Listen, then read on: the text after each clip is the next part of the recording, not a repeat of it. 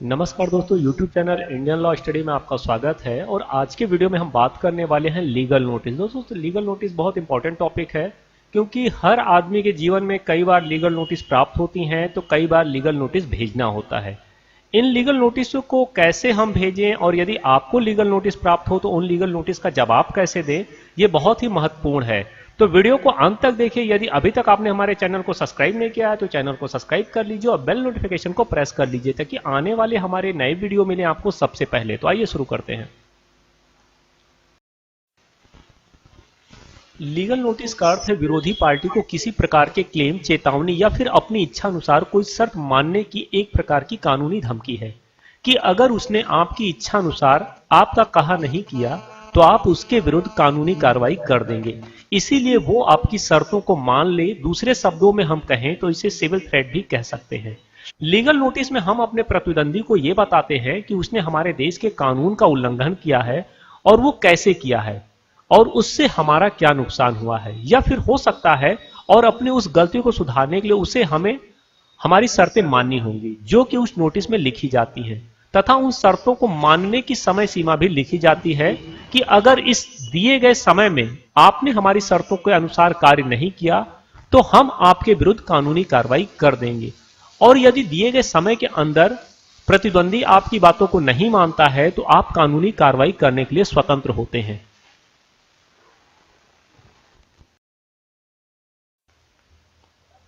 Legal notice कब, किसको और क्यों भेजना चाहिए? जब भी आपको लगे कि किसी ने आपके साथ कुछ गलत किया है तो आप उसे लीगल नोटिस भेज सकते हैं। किसी भी प्रकार के सिविल रॉन्ग के लिए आपको सबसे पहले लीगल नोटिस भेजना होता है, जैसे कि किसी से बकाया पैसा लेना है, या फिर किसी ने आपका कोई नुकसान कर दिया है, या फिर आपका चेक बाउंस हो गया है, या आपको किसी ने अवमान यानी मानहानि कर दी है। इसमें सबसे पहले आपको लीगल नोटिस भेजते हैं। पर इसके अलावा आप किसी व्यक्ति, समूह, कंपनी, समिति, सरकारी या गैर सरकारी विभाग को लीगल नोटिस भेजकर किसी भी बात के लिए भेज सकते हैं। लेकिन इसके लिए जरूरी है कि आप उस संस्था या उस व्यक्ति से प्रभावित हुए हों या हो सकते हैं, या फिर आप उसे अपनी शर्तों पर कार्रवाई करने के लिए कहते हैं। कुछ कानूनी कार्रवाई के लिए तो लीगल नोटिस जरूरी होते हैं, जैसे कि चेक बाउंस, सिविल सूट, अवमानना। इन मामलों में आपको पहले उस व्यक्ति को लीगल नोटिस भेज के अपनी टर्म एंड कंडीशन को उसके सामने रखना होता है कि हम आपसे ये अपेक्षा करते हैं। यदि प्रतिद्वंदी आपकी अपेक्षित शर्तों को नहीं मानता है निर्धारित समय के अंदर, तो आप उस व्यक्ति के विरुद्ध कानूनी कार्रवाई कर सकते हैं, ये बताते हुए कि हमने इस व्यक्ति को नोटिस भेजा और उस व्यक्ति ने कोई नोटिस का जवाब नहीं दिया। इस आधार पर आप उस व्यक्ति के विरुद्ध कानूनी कार्रवाई कर सकते हैं। लीगल नोटिस को कैसे ड्राफ्ट करें? लीगल नोटिस कोई साधारण पत्र नहीं होता कि इसे ऐसे ही बना सकते हैं। इसे बहुत ही सावधानी के साथ बनाए जाने की जरूरत होती है, क्योंकि आप कई बार कुछ मामलों को कोर्ट में सबमिट करने के बाद भी आप अपने बयान को बदल सकते हैं और उसमें तब्दीली ला सकते हैं।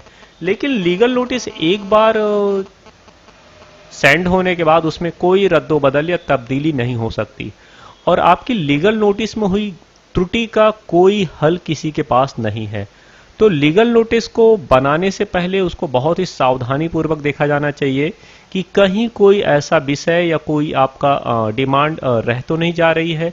यदि कोई भी डिमांड आपकी रह जा रही है तो उसको बहुत ही सावधानी के साथ उसको आप ऑब्जर्व करें और उसको आप सबमिट करें। और फिर भी यदि कोई गलती रह गई है तो उसको आप लीगल एक्सपर्ट के द्वारा बात कर सकते हैं और उसके द्वारा आप उसका सलूशन खोज सकते हैं। क्योंकि नोटिस भेज लेने से पहले एक बार पढ़ लेना चाहिए, और एक बार क्या, मैं तो बोलूँगा कई बार पढ़ लेना चाहिए, क्योंकि एक बार के पढ़ने में कई बार लगता है कि सारी चीज़ें ठीक है, लेकिन जब वो नोटिस एग्जीक्यूट होती है तब पता चलता है कि उसमें ये बात तो रह गई और ये तो हमसे गलती हो गई। तो हम सजेस्ट ये करते हैं कि आप लीगल नोटिस को सेंड करने से पहले आप किसी लीगल एक्सपर्ट को एक बार दिखा लें, और बेहतर ये होगा कि आप लीगल एक्सपर्ट से ही नोटिस को ड्राफ्ट कराएं, क्योंकि कई सारी जो तकनीकी पहलू होते हैं वो आम आदमी के लिए समझना और उसको कर पाना थोड़ा मुश्किल होता है। लीगल नोटिस, अब उसमें कई सारे लीगल पॉइंट होते हैं जो आम आदमी के लिए नहीं समझ पाता है। कई बार लॉ के भी जो जानने वाले लोग हैं उनसे भी गलतियां हो ही जाती हैं। ऐसा नहीं है कि लॉ के जानने वाले से गलतियां नहीं होती हैं, हम लोगों से भी कई बार गलतियां हो ही जाती हैं, लेकिन फिर भी जो है गलती के चांसेज कम होते हैं। तो इसलिए हम सजेस्ट करेंगे कि आप लीगल नोटिस लीगल एक्सपर्ट से बनवाएं। और लीगल नोटिस होनी किस तरह की चाहिए, या किस तरह की उसमें चीजें आपको कंटेंट होने चाहिए। तो लीगल नोटिस बहुत बड़ी नहीं होनी चाहिए, लीगल नोटिस शॉर्ट होनी चाहिए और उसमें टू द टॉपिक होना चाहिए, पॉइंट टू पॉइंट आपकी बात होनी चाहिए। जैसे कि आपके साथ गलत क्या हुआ, भाई आप अगले को नोटिस भेज रहे हो तो पहले आप उसको ये बताएंगे ना कि आपके साथ गलत क्या हुआ। तो आपने जब बता दिया कि उसके आपने हमारे साथ ये गलत किया, तो अब सेकंड क्वेश्चन ये उठता है कि आप उससे प्रभावित कैसे हुए। तो आपकी नोटिस में सेकंड पॉइंट ये होना चाहिए कि आपके इस कार्य से हम इस प्रकार से प्रभावित हुए।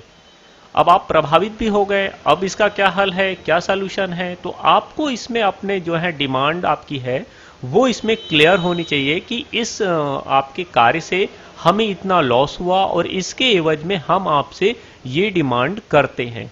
तो अब इस तरह से आपका नोटिस एकदम कंप्लीट हो गई। आप एक से अधिक मतलब अगर टॉपिक है तो आप एक से अधिक विषय लिख सकते हैं कि आपके फला कार्य से मुझे ये लॉस हुआ, इसकी एवज में मुझे ये क्षतिपूर्ति चाहिए, आपके इस कार्य की वजह से मुझे इस प्रकार की क्षति हुई और मुझे इस तरह का इसमें कंपनसेशन चाहिए। तो आपको जैसा भी मतलब आपके मामले हो, मामले के आधार पर वो नोटिस तय होती, तो ये आपको इसमें करना चाहिए। और लीगल नोटिस को भेजते समय इसको बहुत सावधानी बरतनी चाहिए, क्योंकि आप कोशिश ये करिए कि स्पीड पोस्ट, रजिस्टर्ड डाक या फिर कोरियर द्वारा या फिर ऐसे माध्यम से भेजें जिसमें कि आपको रिसिप्ट मिलती हो, रिसीविंग आपको प्राप्त हो सके। क्योंकि कई बार क्या होता है कि नोटिस आप भेजते हैं और आपका विरोधी कहता है अभी तो नोटिस प्राप्त ही नहीं हुआ। अब आपने मान लिया आपने 5-10 रुपए के टिकट लगा के साधारण डाक से भेज दिया, उसकी कोई रिसीविंग आपके पास नहीं है, तो आप कैसे क्लेम करेंगे कोर्ट में? वो जाके जब आप कोर्ट में आप उसके खिलाफ मुकदमा करेंगे, वो कहेगा साहब मैं तो नोटिस ही नहीं मिली, इन्होंने कैसे नोटिस भेजी साहब, हमारे पास तो नोटिस ही नहीं है, अगर नोटिस आती तो मैं इनकी नोटिस का जवाब देता। तो फिर वहां पे आप कमजोर हो जाते हैं, एक तरह से कहेंगे मतलब आप एक तरह से झूठे साबित हो जाते हैं कोर्ट में। तो ये नहीं होना चाहिए। आपको बस स्पीड पोस्ट रजिस्ट्री जो करे उसका जो कंसाइनमेंट नंबर होता है, डॉक का नंबर, वो अपने पास सुरक्षित रखें, क्योंकि इसी के माध्यम से आप जो हैं कोर्ट में मुकदमा करते हैं तो आप न्यायालय को बताते हैं कि आपने इस व्यक्ति ने आपके साथ इस प्रकार का गलत किया, इसके बदले में आपने उसे नोटिस भेजी और उसको आपने इस बात के लिए कहा, लेकिन वो व्यक्ति आपकी नोटिस को गंभीरता से नहीं ले रहा है और अपने अपराध को स्वीकार नहीं कर रहा है। अतः न्यायालय आपको न्याय दिलाए, तो उसमें क्या होता है, न्यायालय देखता है कि हाँ आपने नोटिस भेजी और उसने उसका जवाब नहीं दिया, इसका मतलब कि वो कहीं ना कहीं कुछ गलत है और इस वजह से वो आपकी नोटिस का जवाब नहीं दे रहा, तो नोटिस कोर्ट उस पर कार्रवाई करता है। सभी कानूनी कार्रवाई एक बार नोटिस के द्वारा ली जा सकती है। जब आप संस्था या किसी व्यक्ति को अदालत में ले जाना चाहते हैं, यह केवल एक प्रक्रिया है जो कानून को अदालत में लाती है। भेजी गई सूचना को कानूनी नोटिस के रूप में जाना जाता है। एक कानूनी नोटिस इसलिए किसी व्यक्ति या संस्था के लिए एक औपचारिक संचार है जो आपके इरादे को दूसरे पक्ष के सूचित करती है कि आप कानूनी कार्रवाई करने के लिए उसे सूचित करते हैं।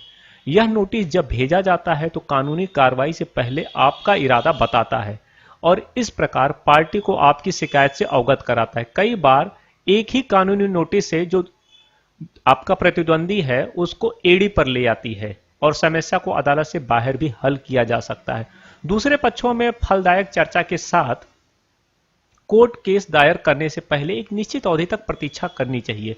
जब जिस संस्था या व्यक्ति को कानूनी नोटिस संबोधित किया गया है उसके पास उपरोक्त दिन होंगे आपकी नोटिस का जवाब देने और अदालत के बाहर मामले को हल करने के लिए। हालांकि अन्य पक्ष कानूनी नोटिस का जवाब दे भी सकते हैं और नहीं भी दे सकते हैं, और यह उस व्यक्ति के लिए आवश्यक है जिस पर कानूनी नोटिस को निर्धारित समय के भीतर जवाब भेजने के लिए संबोधित किया जाता है। यदि नोटिस का जवाब नहीं दिया जाता है तो कानून का पालन नहीं करने का नुकसान उसको उठाना पड़ सकता है और इस प्रकार अदालत में उपस्थित होने पर दूसरे पक्ष को अनुचित लाभ भी प्राप्त हो सकता है। दोस्तों, उम्मीद है आपको यह हमारा वीडियो पसंद आएगा। यदि वीडियो पसंद आए तो लाइक करें, शेयर करें और कमेंट करें।